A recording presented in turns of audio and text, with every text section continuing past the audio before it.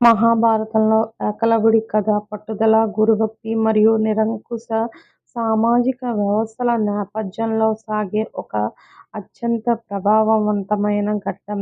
ఏకలవ్యుడు వేటగాళ్ల రాజైన హిరణ్యధనుస్సు కుమారుడు. వీరు బోయ తెగకు చెందినవారు. చిన్నతనం నుంచి ఏకలవ్యుడికి విలువిద్య పట్ల విపరీతమైన ఆసక్తి ఉండేది.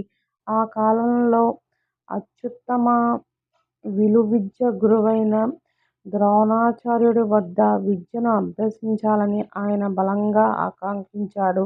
ఏకలవ్యుడు హస్తినాపురానికి వెళ్లి తనను శిష్యుడిగా స్వీకరించమని ద్రోణాచార్యుడిని వేడుకుంటాడు. అయితే ద్రోణాచార్యుడు కేవలం రాకుమారులైన కౌరవ, పాండవులకు మాత్రమే విద్యను బోధించేవాడు. అంతేకాకుండా సామాజిక నియమాలు మరియు అర్జునుడిని ప్రపంచంలోనే అత్యుత్తమ విలుకాడుగా తీర్చిదిద్దాలనే తన ప్రతిజ్ఞ కారణంగా ఏకలవ్యుడిని శిష్యుడిగా స్వీకరించడానికి ద్రోణుడు నిరాకరిస్తాడు.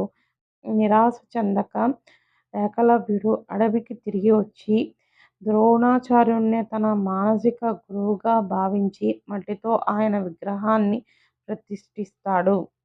ఆ విగ్రహం ముందే రోజూ నమస్కరించి కఠోర సాధన చేయడం ప్రారంభిస్తాడు.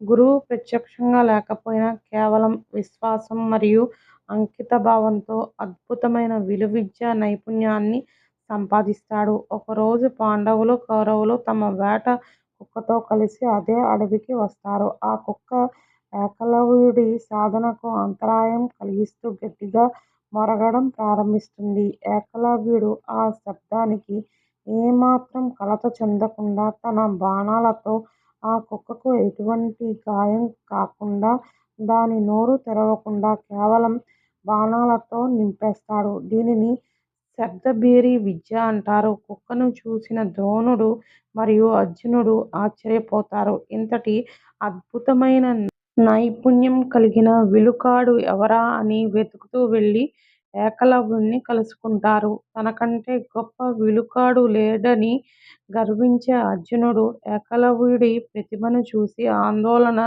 చెందుతాడు. ద్రోణుడు ఏకలవ్యుడిని నీ గురువు ఎవరు అని అడగగా ఏకలవ్యుడు ద్రోణుడి మట్టి విగ్రహాన్ని చూపించి మీరే నా గురువు అని వినయంగా సమాధానం ఇస్తాడు. అర్జునుడికి ఇచ్చిన మాటను నిలబెట్టుకోవడానికి మరియు బోయ వంశస్థుడు రాజకుమారుల కంటే శక్తివంతుడు కాకుండా చూడటానికి ద్రోణుడు ఒక కఠినమైన నిర్ణయం తీసుకుంటాడు. గురుదక్షిణగా ఏకలవ్యుడి కుడి చేతి బొటనవేలు ఇమ్మని అడుగుతాడు. విలువిద్యకు కుడి చేతి బొటనవేలు అత్యంత కీలకం.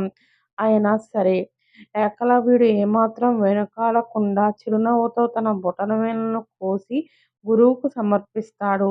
బొటనవేలు కోల్పోయిన తర్వాత కూడా ఏకలవ్యుడు పట్టుదల వదలలేదు. మిగిలిన వేళ్లతో, కాళ్లతో బాణాలు వేయడం నేర్చుకుంటాడు. ఆ తర్వాత కాలంలో ఆయన బోయ తెగకు రాజయ్యాడు. జరాసంధుడికి మిత్రుడుగా మారి శ్రీకృష్ణుడితో జరిగిన యుద్ధంలో వీరమరణం పొందాడని పురాణాలు చెబుతున్నాయి. ఏకలవ్యుడి కథ కేవలం ఒక విషాదాంతం కాదు.